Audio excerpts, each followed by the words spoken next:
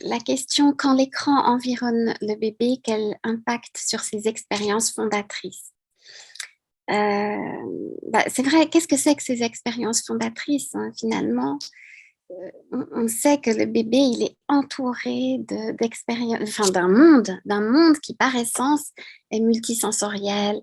Il est fait de choses qui se sentent, qui se voient, qui s'entendent. Et son corps est complètement pris là-dedans, hein, dans cette expérience-là. C'est-à-dire vraiment, il est réceptif et acteur. Réceptif et actif, et ça se fait en même temps.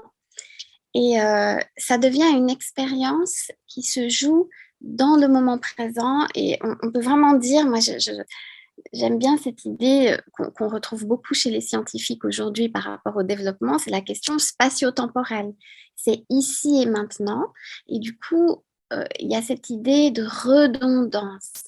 C'est-à-dire que la découverte du monde, eh bien, elle est en même temps visuelle, auditive, mais aussi tactile, olfactive. Évidemment, quand il s'agit de tout ce qui est oralité, c'est aussi gustatif. Et cette expérience complète fait que le bébé comprend le monde de manière très entière. Voilà.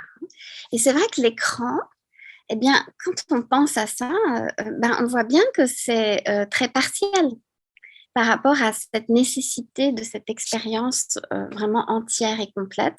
Eh bien, l'écran, on va dire qu'il touche à deux canaux sensoriels qui, certes, prennent beaucoup de place dans notre monde humain, puisqu'on est très visuel et très auditif, surtout en tant qu'adulte.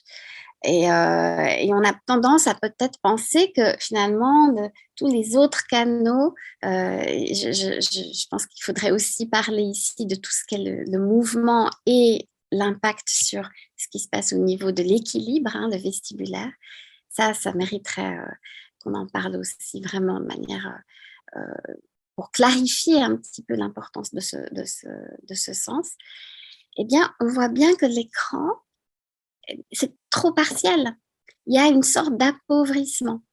Alors, un peu d'écran, c'est toujours la même idée, c'est qu'en modération, une expérience un petit peu moins riche, c'est pas un problème. Mais évidemment, si c'est répétitif, constant, eh bien, à un moment donné, on peut se poser la question si l'organisme de l'enfant ne reçoit pas assez d'expérience pour permettre ces fondements.